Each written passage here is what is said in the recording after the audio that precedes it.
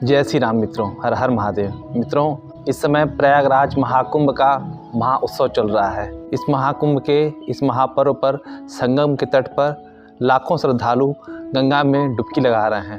इस डुबकी के पीछे क्या कथाएं हैं, क्यों लोग जा रहे हैं संगम में स्नान करने के लिए, तो चलिए मैं आपके लिए प्रयागराज के संगम में जो महाकुंभ लगा है उस महाकुंभ की कथा लेकर आया हूँ। इसके पहले यदि आप मुझे नहीं जानते हैं तो आप मेरे यानी राहुल सिंह के साथ। तो चलिए शुरू करते हैं कथाएं महाकुंभ की। कुंभ पर्व के संदर्भ में पुराणों में 3 अलग अलग कथाएं मिलती हैं। प्रथम कथा के अनुसार कश्यप ऋषि का विवाह दक्ष प्रजापति की पुत्रियों दिति और अदिति के साथ हुआ था। अदिति से देवों की उत्पत्ति हुई थी तथा अदिति से दैत्य पैदा हुए थे। एक ही पिता की संतान होने के कारण दोनों ने एक बार संकल्प लिया कि वे समुद्र में छिपी हुई बहुत सी विभूतियों एवं संपत्तियों को प्राप्त कर उसका उपभोग करें। इस प्रकार समुद्र मंथन एकमात्र उपाय था। समुद्र मंथनोपरांत 14 रत्न प्राप्त हुए, जिनमें से एक अमृत कलश भी था। इस अमृत कलश को प्राप्त करने के लिए देवताओं और दैत्यों के बीच युद्ध छिड़ गया, क्योंकि उसे पीकर दोनों अमरत्व की प्राप्ति करना चाह रहे थे। स्थिति बिगड़ते देख देवराज इंद्र ने अपने पुत्र जयंत को संकेत किया और जयंत अमृत कलश लेकर भाग चला। इस पर दैत्यों ने उसका पीछा किया। पीछा करने पर देवताओं और दैत्यों पर 12 दिनों तक भयंकर संघर्ष हुआ। संघर्ष के दौरान अमृत कुंभ को सुरक्षित रखने में बृहस्पति, सूर्य और चंद्रमा ने बड़ी सहायता की। बृहस्पति ने दैत्यों के हाथों में जाने से कुंभ को बचाया। सूर्य ने कुंभ की फूटने से रक्षा की और चंद्रमा ने अमृत छलकने नहीं दिया। फिर भी संग्राम के दौरान मची उथल पुथल से अमृत कुंभ से 4 बूंदें छलक ही गईं। ये अलग अलग 4 स्थानों पर गिरीं। इनमें से एक गंगा तट हरिद्वार में, दूसरी त्रिवेणी संगम प्रयागराज में, तीसरी क्षिप्रा तट उज्जैन में और चौथी गोदावरी तट नासिक में। इस प्रकार इन 4 स्थानों पर अमृत प्राप्ति की कामना से कुंभ पर्व मनाया जाने लगा। दूसरी कथा के अनुसार अपने क्रोध के लिए विख्यात महर्षि दुर्वासा ने किसी बात पर प्रसन्न होकर देवराज इंद्र को एक दिव्य माला प्रदान की, किंतु अपने घमंड में चूर होकर इंद्र ने उस माला को ऐरावत के मस्तक पर रख दिया। ऐरावत ने माला लेकर उसे पैरों तले कुचल दिया और रौंद डाला। इसे देखकर महर्षि दुर्वासा ने इसे अपना अपमान समझा और क्रोध में आकर इंद्र को शाप दे दिया। दुर्वासा के शाप से सारे संसार में हाहाकार मच गया।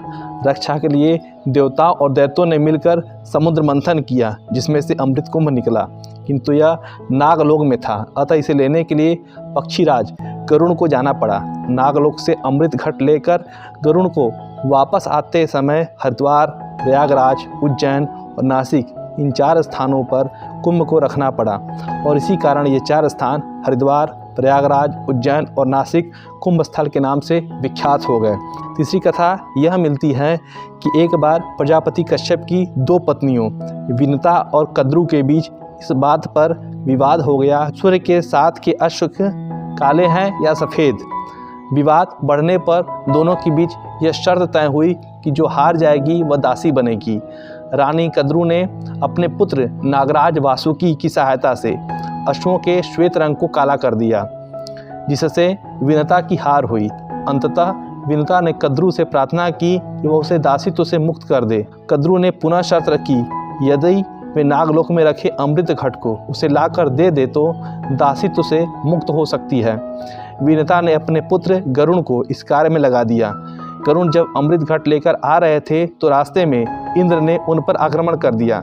संघर्ष के कारण घट से अमृत की कुछ बूंदें छलककर 4 अलग अलग स्थानों पर गिरी और उन्हीं स्थानों पर कुंभ पर्व होने लगा। कुंभ की कथाओं के अनुसार देवता और दैत्यों में 12 दिनों तक जो संघर्ष चला था, उस दौरान अमृत कुंभ से अमृत की जो बूंदें छलकी थीं और जिन स्थानों पर गिरी थीं वहीं पर कुंभ मेला लगता है, क्योंकि देवों के इन 12 दिनों को 12 मानवीय वर्षों के बराबर माना गया है। इसलिए कुंभ पर्व का आयोजन 12 वर्षों पर होता है। जिस दिन अमृत कुंभ गिरने वाली राशि पर सूर्य, चंद्रमा और बृहस्पति का संयोग हो, उस समय पृथ्वी पर कुंभ होता है। तात्पर्य यह है कि राशि विशेष में सूर्य और चंद्रमा के स्थित होने पर उक्त 4 स्थानों पर शुभ प्रभाव के रूप में अमृत वर्षा होती है और यही वर्षा श्रद्धालुओं के लिए पुण्यदायी मानी गई है। इस प्रकार से वृष के गुरु में प्रयागराज, कुंभ के गुरु में हरिद्वार, तुला के गुरु में उज्जैन और कर्क के गुरु में नासिक का कुंभ होता है। सूर्य की स्थिति के अनुसार कुंभ पर्व की तिथियां निश्चित होती हैं।